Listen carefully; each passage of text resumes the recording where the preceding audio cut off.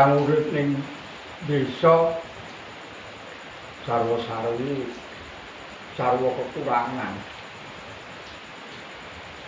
Ning kok yo dilalae anak-anakku padha nrimo. Padha syukur ana kersane Gusti senajan yo mung pas-pasan anggone urip. Mung jagake ulu wektune Tegal lan sawah.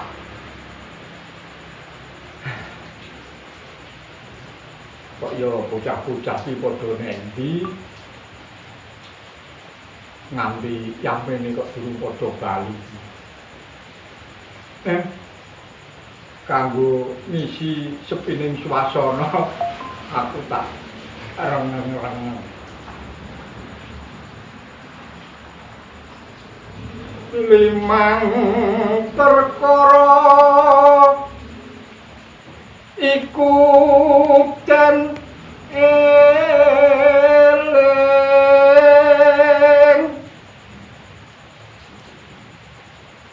kang sepisan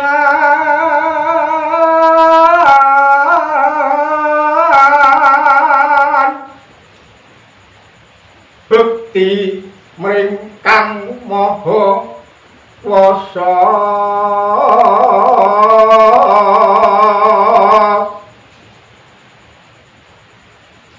iku wis dadi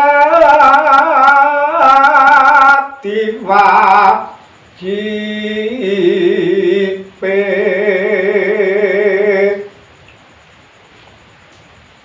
kapindho tiyang sepo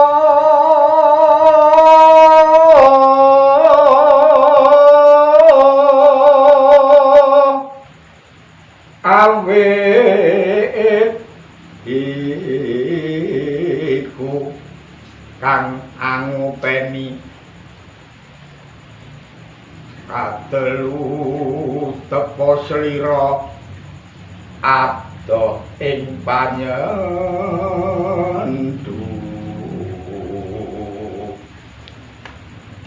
kaping 4 bekti mring negara kaping 5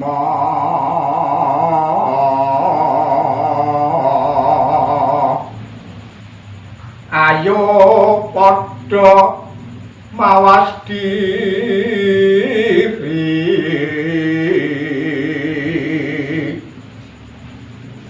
prayoga tempi dakno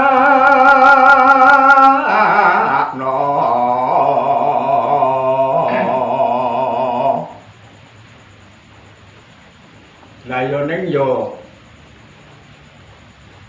tembung-tembung iki mau pancen yo angel anggone nglakoni. Kadang aku bisa ngomong ning yo ora iso nglakoni. Karang jenenge wong urip kuwi angel. Urip ning donya kuwi angel.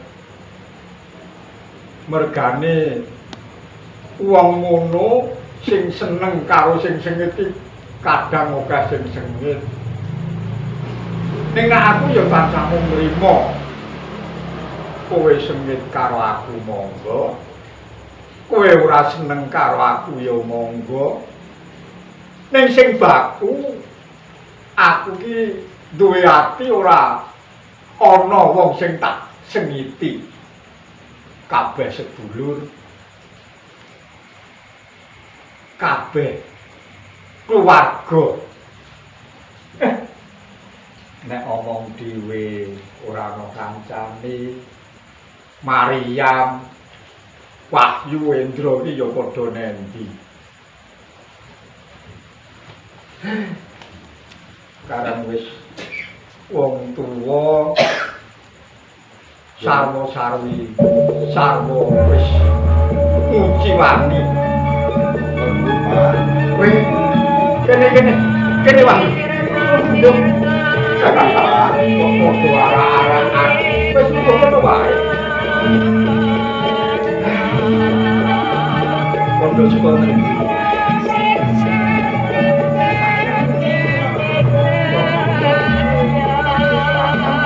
Oh, ya kowe Hendro.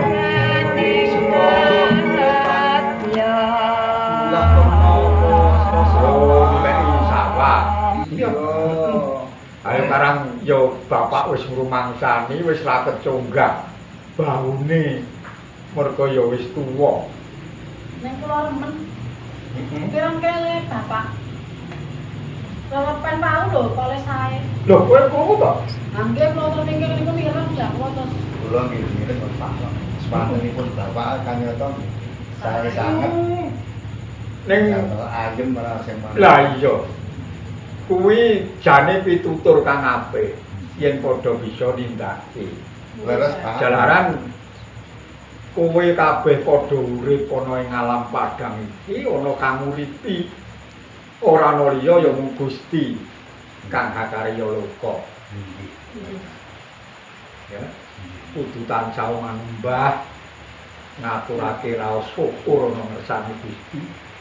Jalaran kowe bisa urip ana kang uripi.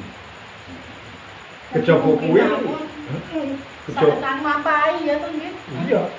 Yen perkara kuwi tak kira padha bisa nglakoni. Padha manembah. Nggih, rerepan kala wau nggih kalebet menika piwutal mugi-mugi saged kagem gegebengan gesang kula samangke Pak. Kang cetha kang wigati tembung-tembung kuwi mau kang mujudake rasa tepa slira.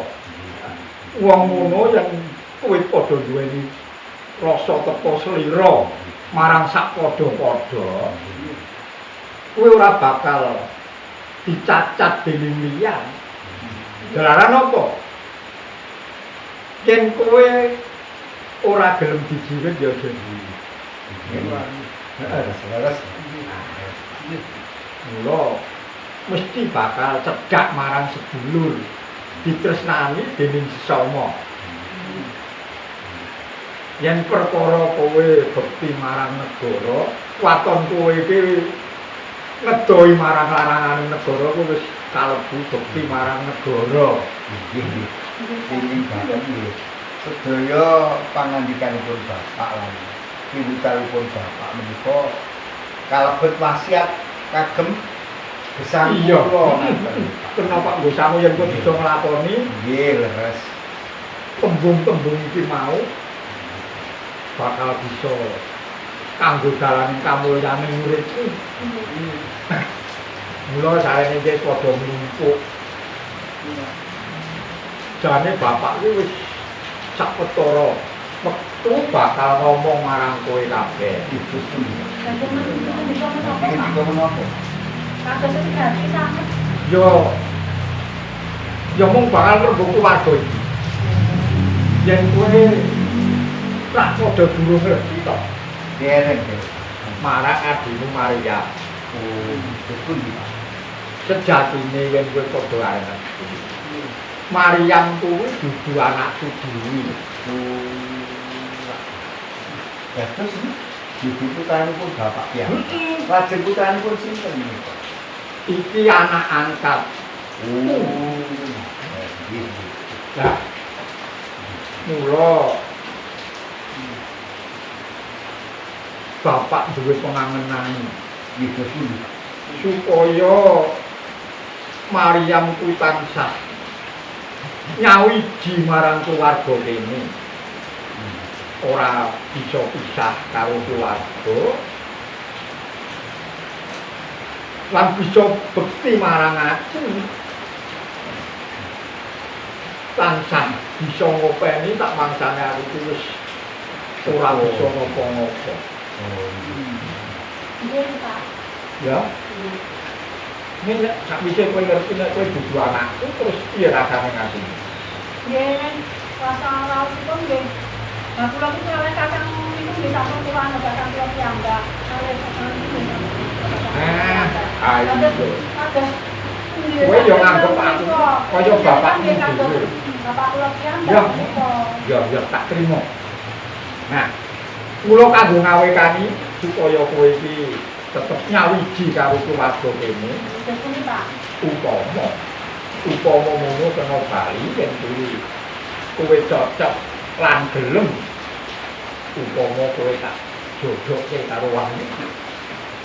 Nah, kula niku sampun kabeh tekan mati napa Ya bener, kowe wis kaya nganggep kaya sedulur tunggal Yayah Rina nek kowe karo Wahyu karo Indra. Ning ngono. Wong kowe iki ora tunggal gedhe. Kowe ora ono palang sangger. Oh, ngaten. Kena, Dados dipun keparengaken. kena. Oh. iya kan? Tapi ya kowe gelem ora? Yen kula Pak lan kowe nggih gandengan iki yo gawe bapak. Tur bener iki kaya pangandikan iku lan sing meneh. Yo mesti tak esake. Oh, Iku badhe kula ngestokaken. Oh. Ayo ngono to, Ki. Menawi kula nggih namung derek ana kemawon. kok romo. Aku kaya wong Nggih kula. Oh, sorry ya, kaya Bapak, nggih, Bapak. mawon. Nggih, Bapak mawon. wis saujo nek yen kowe piye, Bro? Saujo ora, Bro? Ya sarujuk to, Pak. Saujo. Iya, Bapak. Ya. Nggih, niki kula nggadahi atur, Pak. Hmm? Gandengan kula menika nggih sampun ngancik dosa lan raos sing ati kula menika kados sampun remen bilih pun jodohaken kaliyan ati kula. Oh, Terus? nanging nggih kula menika nggih jejering tiyang kakung kados pundi caranipun nggih kedah saged ngayomi dhateng keluarga. Wah, Bener ngono iki kan sosok iya bener. Bener. Nah, Mergo kowe dadi cagak tua. nggih. Iku kowe keluarga. Ing tembe mrene lak ya ngono. Nggih sak sampunipun kula midhangetipun nggenipun udara Bapak kala wau kadosipun kok rase kegugah rase ati kula menika kepengin ngluhuraken dhateng asmanipun tiyang sepuh badhe njunjung Bapak ngaten. Umpamipun pangandikanipun para pinter menika kok badhe mikul dhuwur mendem jero. Terus Di sak lajengipun kula malah kaliyan nyuwun pamit nyuwun pangestu nggih Pak. Kula badhe dhateng Kita Boro lajeng badhe pados pedamelan. wah, Kakak. kan. Lah kok jarine awak dhewe dijodohake, kok malah arep ditinggal wong itu piye, Kang? ya kusik. Yen tak pikir-pikir kok kaya bener. Jalaran kowe iki bakal mikul Dhuwur mendem mikul tanggung jawab kang abot marang keluarga. Nggih biasanipun nek tiyang Kudu Brayan menika lak lajeng kudu cekel gawe lak ngono. saged ngayomi keluarga lan saged mangke lak terus anak-anak to. Kang, Piye? janjane aku ya wis trimo lho, Kang. Sampeyan iki kerja nang sawah wae iki ora apa-apa lho, Kang. Aku wis trimo, Kang. Rasa golek tunggu golek tahu. Ya kowe wis percaya karo aku percaya nek kowe trimo ya kaya pangandikan Bapak iki Bapak ning semono uga aku dadi wong lanang ya kudu nek bisa ngluwi Oh, iso iso junjung derajating keluarga. Bener ya ora apa-apa to sing dadi Ora apa-apa sawetara ya wis bener. Sesuk awake bisa urip muga-muga pengestune Bapak Gusti njabahi bisa urip sing mulya luwih saka kaya ngene iki ta, Dik. Ya wis yen ngono ya ora apa-apa, Kang. Iki ya aja lali karo aku ya, Kang. Lak ya ora bakal lali mesti. Ora lali ya aku dinteni suwe-suwene cepete setahun suwe-suwene 3 tahun. Ah, kok 3 tahun Kang suwe banget iki, Lah. Kang. Supayane oleh Ya aja nganti semono suwene. Terus Jenenge wong golek gawean ngono. Ya sak gawe-gawe. Oh, nggih. Waton bisa ngentukke kasil, Nggih. ya yen entuk kasil ya aja kok nggo tegese aja kok nggo seneng-seneng dhewe. Mergo kowe mikira yen kowe bakal duwe tanggung jawab kang aku. Kula pundi lan kula candhi pangandikanipun Bapak mugi tansah emut menika kalebet wasiat pengestu. Kuwi banyu milih pengestuku. Tenan yo Kang. Kowe aja lali karo aku yo Kang. Lan masa borong ing samangke keselamatanipun bapak, adik lan adik sedaya masa borong dipun jagi nggih Pak. Kula nyuwun donga pangestu badhe nyuwun pamit. Kusik Pak. Sejatine ra aku ki ditinggali pusaka. Oh, ngaten. Karo Kersanipun bapak. Swargi mbahmu. Oh, nggih nggih. Mbok menawa pusaka kuwi bisa piguna. Nggih. Bisa piguna kanggo sangumu anggonmu bakal golek gaweane Kutha Bara. Nggih nggih. Ya, kae jukukmu Oh, ana ing sentong tengah kae. Kae ana pusaka kok gawa kanggo sifat kandhelmu. tambah mantep Pak Bro. Iya, kanggo pangantep-antepe atimu. Nggih nggih. Kula tak mendhet pusakanipun. Nggih. Lajeng perlu kula aturaken Bapak. Ora sah, ora sah wis terus kula tumuli bidal. Ya, ya, Estu siap, Bapak siap. pangapunten. Donga dinunga mugi Bapak adik sedaya pinaringan sehat. Kula nyuwun pamit. Ngati-ati pun ya, ngati-ati. Donga keselamatan. Kula nyuwun pamit. Ya, ya. Ya, yen kowe padha bakal nisake gawean, ngrampunge gaweanmu yo. Oh,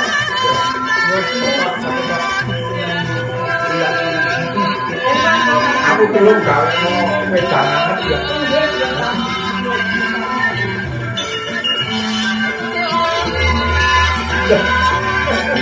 Jangan tangan